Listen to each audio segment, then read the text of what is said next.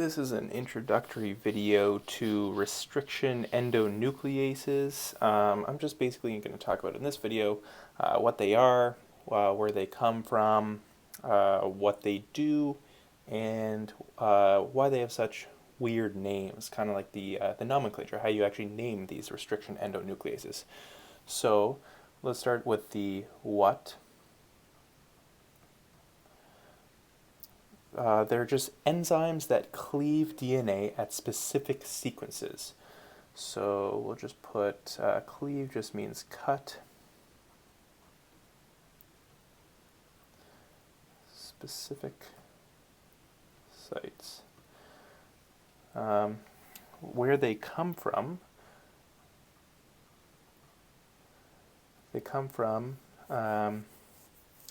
bacteria and then some yeast as well. So we'll just put bacteria. What do they do?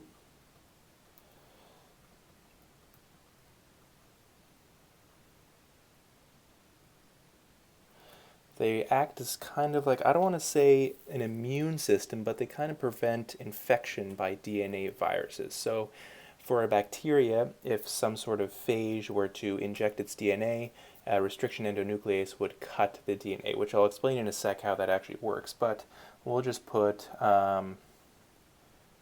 makeshift, oops.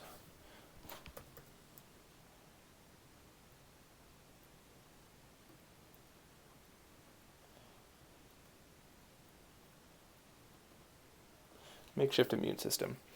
And I'll talk about their nomenclature in a few minutes, but first I just want to get to an example of the restriction enzyme EcoRI. So let's pretend that we have this DNA molecule right, hold on a second, right here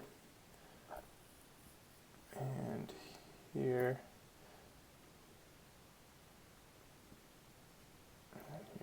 Okay, so we have this molecule, and we're just going to focus on in the middle here. If we have GAATTC,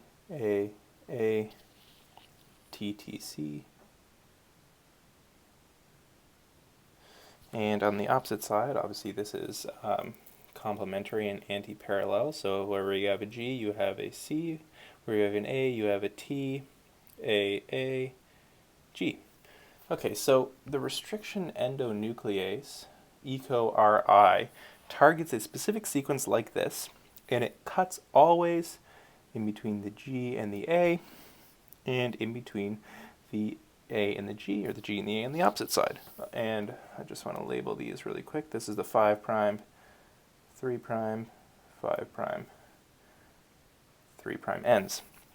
So this cleavage here will give us a new molecule down here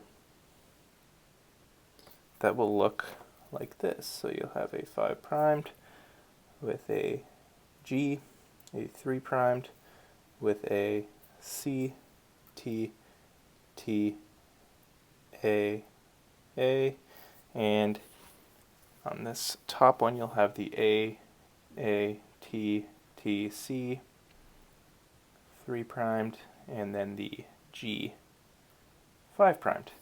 And these parts right here, hold on, let me do this in another color. These things right here and here are called the sticky ends.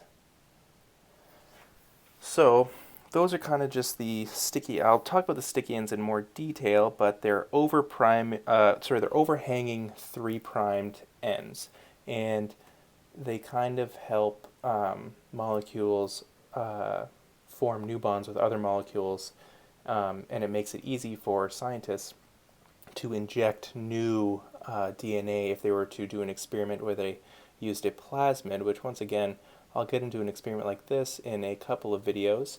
But if you were to take out a chunk here and inject your own DNA that you wanted right here, the sticky ends play a vital role in a process like that. So now I just want to talk about the nomenclature, how you're actually naming these molecules. So once again, I'll switch colors here.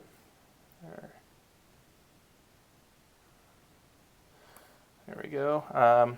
So EcoRI, it's named based on the organism's origin, the strain that it's used, and the number of enzymes isolated from the organism. So EcoRI is from Escherichia E. coli, so just put E. coli here. That is its organism. It is from the strain RY13, and it is the first endonuclease isolated. So that is why this is a EcoR1. Sorry, I was saying it wrong. It's EcoR1, not EcoRI. But so it's from the first endonuclease isolated. So there is where you get your name, right there, the EcoR1. So that is just an introductory video. In the next video, we're actually going to talk about palindromic sequences and how restriction enzymes actually work in experiments and how scientists are able to use these processes that are found naturally in the world and use them to our advantage to finding new novel treatments for diseases and also finding out more about the genetics and the genome of humans and various organisms that are in the world.